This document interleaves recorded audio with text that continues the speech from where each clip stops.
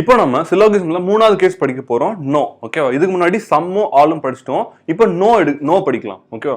So no போடுறதுக்கு முன்னாடி நான் சொல்றேன். இப்போ 2 டயக்ராம் போட்டீங்க ஏ பி. ஓகேவா? ஸோ இப்போ நான் ஸ்டேட்மெண்ட் கொடுத்துட்டேன் நோ ஏ இஸ் பி அப்படின்னு என்ன அர்த்தம்? ஏவோட எந்த பகுதியும் பில இல்லைன்னு அர்த்தம். கரெக்டா?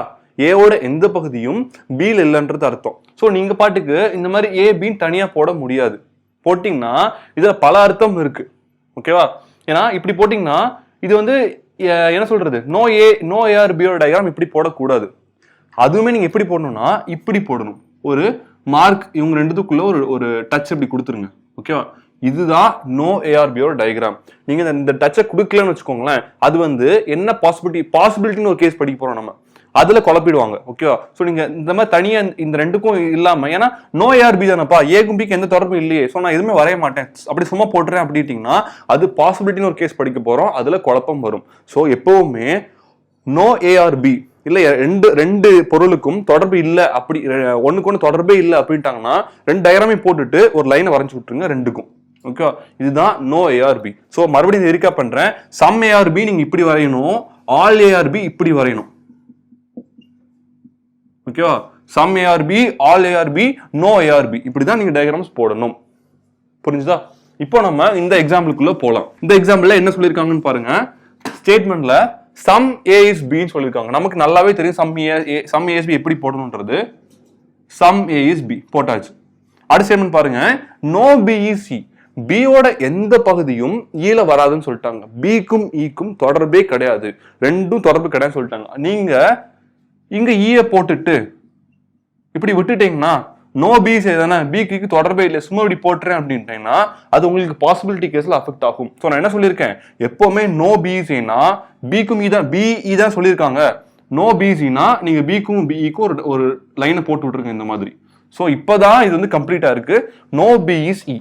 ஸோ ஸ்டேட்மெண்ட்டை பார்த்து டயக்ராம் போட்டாச்சு. இப்போ கன்க்ளூஷன் வருவோம். கன்க்ளூஷன் என்ன சொல்லியிருக்காங்க, சம் பி இஸ் சி. பியோட கொஞ்சம் பகுதி ஈல இருக்குன்னு சொல்லிட்டான். நமக்கு நல்லாவே தெரியும் பியோட எந்த பகுதி ஈல இல்லைன்ட்டான். பியோட ஒரு சின்ன மைனூட் அளவு கூட ஈல இல்லைன்ட்டான். அப்படின்றப்போ சம் பி சி மட்டும் எப்படி இருக்க போகுது? இது தவறு. ஓகேவா? ரெண்டாவது பாருங்க, சம் ஏ இஸ் ஈன்றான். ஏவோட கொஞ்சம் பகுதி ஈல இருக்குன்றான். நான் ஆல்ரெடி என்ன சொல்லியிருக்கேன், ஏக்கும் ஈக்கும் எந்த தொடர்புமே இல்லை, ரெண்டும் டச் ஆகவே இல்லை. அப்படின்றப்போ நீங்க என்ன போட்டாலும் தப்புதான் ஆகும். ஸோ நீங்க கண்ணை மூடிட்டு இந்த ஃபால்ஸ் போட்டுருங்க. ஏன்னா ஏஇ தொடர்பே இல்லை, இவ்வளவு டிஸ்டன்ஸ் இருக்கு, ரெண்டும் தொட்டுக்கவே இல்லை. அப்படின்றப்போ இது ஃபால்ஸ். ஆல் பின்றான், பியோட அனைத்து பகுதியும் ஈல இருக்குன்றான். இது கண்டிப்பா தப்பு. ஏன்னா நமக்கு நல்லாவே தெரியும் பிக்கும் ஈக்கும் சம்பந்தமே இல்லை, பிஇக்கும் தொடர்பே இல்லைன்றது தெரியும். சம் ஆல் பின்றதும் தப்பான ஸ்டேட்மெண்ட். ஸோ இந்த மூணுமே கன்க்ளூஷனுமே தவறான கன்க்ளூஷன்ஸ். இப்போ நம்ம அடுத்த எக்ஸாம்பிள் பார்ப்போம், உங்களுக்கு இன்னும் கொஞ்சம் கிளாரிட்டியா புரியும். நோ கேஸ்ல அடுத்த எக்ஸாம்பிள் பார்க்கலாம். இந்த எக்ஸாம்பிள் நல்லா பாருங்க, உங்களுக்கு ஆல் சம் நோ மூணுமே மிக்ஸ் பண்ணிட்டேன். ஸோ உங்களுக்கு இன்னும் கிளாரிட்டியா புரியும், அதுக்காக அந்த எக்ஸாம்பிள் எடுத்து வந்திருக்கேன். ஸோ ஸ்டேட்மெண்ட் பாருங்க, ஆல் மேங்கோ ஆர் ஆப்பிள்ட்டான். என்ன சொல்றான், மேங்கோ ஃபுல்லாவே ஆப்பிள்ல இருக்குன்ட்டான். அப்ப எப்படி டயக்ராம் போடுவீங்க, மேங்கோலாம் எழுதிட்டு இருக்காதீங்க, எம்னு போட்டுக்கோங்க. எம் மேங்கோவை ஆல் மேங்கோ ஆர் ஆப்பிள், அப்ப இப்படிதான் டயக்ராம் போடுறோம். All mango are apple. No apple is பீச்ன்றான். ஆப்பிளுக்கும் பீச்சுக்கும் எந்த தொடர்பும் இல்லைன்ட்டான். அப்போ நீங்க ஒரு லைனை போட்டுருங்க இப்படி, இது பீச், பீ போட்டுருங்க. No apple is peach. இப்போ என்ன சொல்லிட்டான், ஆல் பீச் ஆர் பைனாப்பிள்ன்றான். ஓகேவா? பீச் ஃபுல்லாவே பைனாப்பிள்ட்டான். பீச் பைனாப்பிள் ரெண்டும் பீ இருக்கு. ஸோ நீங்க இங்க பீன்னு போட்டுருங்க. ஆல் பீச் ஆர் பைனாப்பிள்னா இப்படி டயக்ராம் போடணும். ஸோ வருதா? ஸோ இதுதான் டயக்ராம் இந்த ஸ்டேட்மெண்ட்டுக்கு. All mango are apple, no apple is peach, all peach are pineapple. So இப்படிதான் நீ டயக்ராம் போடணும். டயக்ராம் போட்டாச்சு. இப்போ கன்க்ளூஷன் கரெக்டாக தப்பா நடிக்கலாம்.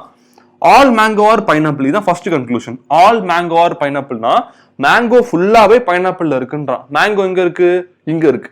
பைனாப்பிள் எங்க இருக்கு, இங்க இருக்கு. ரெண்டுக்கா தொடர்பு இருக்கா மேங்கோக்கும் பைனாப்பிளுக்கும்? கண்டிப்பா இல்லை. அப்போ நீங்க இது இங்க நீங்க பார்க்கவே வேணாம், மேங்கோ பைனாப்பிளா ரெண்டுக்கும் தொடர்பே இல்லை. இங்க என்ன இருந்தாலும் ஃபால்ஸ். இப்போ சம் பைனாப்பிள் ஆர் ஆப்பிள்ன்றான். பைனாப்பிள் எங்க இருக்கு, இங்க இருக்கு. ஆப்பிள் எங்க இருக்கு, இங்க இருக்கு. ரெண்டுக்கு தொடர்பு இருக்கா? டச் ஆகவே இல்லை. ஓகேவா? நீங்க கேட்கலாம், டச் இங்கதான் டச் இருக்கு அப்படின்றது. டச் எங்க இருக்குன்னா ஆப்பிளுக்கும் பீச்சுக்கும் தான் தொடர்பு இருக்கு. ஓகேவா? ஆப்பிளுக்கும் பீச்சுக்கும் ஒரு ரிலேஷன் இருக்கு. என்ன ரிலேஷன்? நோன்ற ஒரு ரிலேஷன் இருக்கு. பட் ஆப்பிளுக்கும் பைனாப்பிளுக்கும் எந்த சம்மந்தமும் இல்லை அப்படின்றப்போ நீங்க என்ன இருந்தாலும் கண்ணை மூடிட்டு ஃபால்ஸ்ன்னு போட்டுருங்க. மூணாவது பாருங்க, நோ மேங்கோ இஸ் பீச்ன்றான். No mango is peach. ஓகேவா? இப்ப நான் சொன்ன அதே எக்ஸாம்பிள் தான். குழந்தை அம்மா வயிற்றுக்குள்ள இருக்கு, அம்மா வீட்டுல தான் இருக்காங்க. இப்ப குழந்தை ட்ரெயின்ல இருக்கான்னு கேட்டா என்ன சொல்லுவீங்க? இல்ல, ஏன்னா அம்மா வீட்டுல இருக்காங்க. ஓகேவா? அதே தான் இங்க. இங்க பாருங்க, மேங்கோன்றது ஆப்பிளுக்குள்ள இருக்கு, மேங்கோன்றது ஆப்பிள்ல இருக்கு. ஆப்பிளும் பீச்சும் சம்பந்தமே இல்லைன்ட்டாங்க. ஓகேவா? அம்மா ட்ரெயின்ல இல்லைன்ட்டாங்க.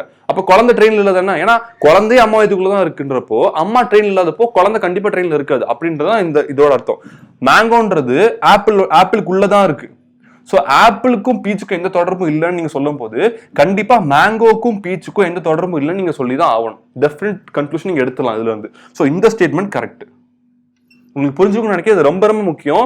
மேங்கோன்றது ஆப்பிளுக்குள்ளதான் இருக்கு, ஆப்பிளே பீச்ல சம்மந்தம் இல்லைன்றப்போ மேங்கோவும் பீச் சம்மந்தம் இல்லைன்னு தான் நீங்க சொல்ல முடியும். ஓகே, ஸோ அதுதான் இந்த கன்க்ளூஷன். நம்ம அடுத்து இன்னும் ஒரே எக்ஸாம்பிள் பார்க்கலாம். எக்ஸாம்பிள்ல கேட்ட ஒரு கொஸ்டின் உங்களுக்காக எடுத்து வந்திருக்கேன், அதை பார்த்தா இன்னும் கிளாரிட்டியா உங்களுக்கு புரியும். இப்போ நோ கண்டிஷன்லேயே நம்ம அடுத்த ஒரு எக்ஸாம்பிள் பார்க்கலாம். இந்த இது கொஸ்டின் வந்து IBPS கிளர்க்ல 2018ல கேட்ட ஒரு கொஸ்டின் தான் உங்களுக்கு எடுத்து வந்திருக்கேன். ஸோ இப்போ ஸ்டேட்மெண்ட் பாருங்க, ஆல் ஃபோன் ஆர் மோடம். ஓகேவா? ஃபோன் ஃபுல்லாவே மோடம்ல இருக்குன்றான். அப்ப எப்படி டயக்ராம் போடுவீங்க? பீன் போட்டுக்கோங்க ஃபோனை, ஆல் ஃபோன் ஆர் மோடம். ஓகேவா? இது ஃபர்ஸ்ட் ஸ்டேட்மெண்ட். செகண்ட் ஸ்டேட்மெண்ட் பாருங்க, நோ மோடம் இஸ் பிரிண்டர்ன்றான்.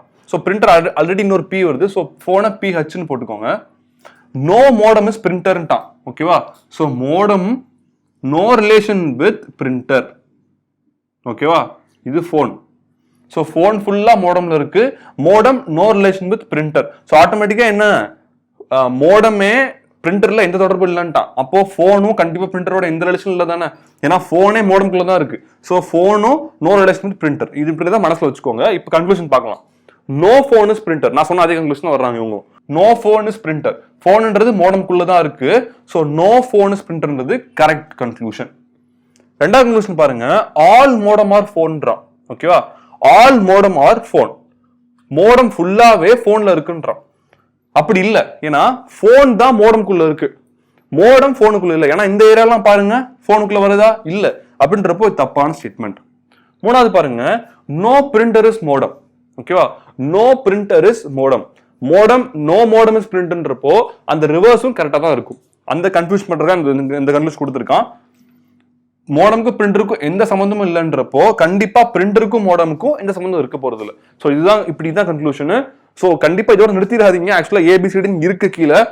இப்போ ஆன்சர் என்ன, கன்க்ளூஷன் 1 and 3 ஃபாலோஸ். இதான் ஆன்சர். அது எங்க இருக்குன்னு பார்த்து நீங்க சூஸ் பண்ணணும். ஓகேவா? ஸோ இதுதான் சில்லாகிசம். ஸோ இப்போ நம்ம என்ன பண்ணிருக்கோம்னா சம், அப்புறம் ஆல், நோ, இந்த 3 கேஸ் பத்தி படிச்சிருக்கோம். இன்னும் அடுத்த வீடியோல நம்ம சம், நாட், அந்த மாதிரி டேர்ம்ஸ்லாம் என்னென்ன ஆப்ஷன்ஸ் இருக்குன்னு பார்ப்போம். ஸோ இதோட இந்த வீடியோவை முடிச்சுக்க. உங்களுக்கு ஏதாச்சும் டவுட்ஸ் இருந்தா கண்டிப்பா கீழே போடுங்க. ஏன்னா எனக்கு சில்லாகிசம்ல ஒரு 20-30 சம்லாம் எடுத்து வந்து போட முடியாது, பாசிபிள் இல்லை. நான் என்னென்ன டிஃப்ரெண்ட் எக்ஸாம்பிள்ஸ் இருக்கோ பெஸ்ட் எக்ஸாம்பிள்ஸ் உங்களுக்காக எடுத்து வந்து போடுறேன். ஈவன் எக்ஸாம்ஸ்ல கேட்ட கொஸ்டின்ஸே நாங்கள் சால்வ் பண்றேன் உங்களுக்கு. ஸோ இந்த ஐடியாவை எடுத்துக்கிட்டு நீங்க டெய்லி போட்டு பார்க்கணும். என்னோட டார்கெட் என்னன்னா 5 கொஸ்டின்ஸ் சில்லாகிசம் 2 மினிட்ஸ்ல போட்டோம். அதுதான் என்னோட டார்கெட். ஓகேவா? அந்த ஸ்பீடு நீங்க வந்தா மட்டுமே சில்லாகிசம்ல நீங்க ஃபுல்லா தேர்ச்சி பெற்றிருக்கீங்கன்னு அர்த்தம். ஸோ 5 கொஸ்டின்ஸ் இன் 2 மினிட்ஸ் உங்களால போட முடிஞ்சா நீங்க பக்கா. ஓகேவா? நம்ம அடுத்த வீடியோல சம் நாட் பத்தி பார்க்கலாம். ஸோ வழக்கம் போல இந்த எங்களோட போதி எக்கனாமிக் சப்ஸ்கிரைப் பண்ணுங்க, இந்த வீடியோ லைக் பண்ணுங்க, உங்க ஃப்ரெண்ட்ஸோட ஷேர் பண்ணுங்க. அடுத்த வீடியோ சந்திக்கிறேன். Until then, by.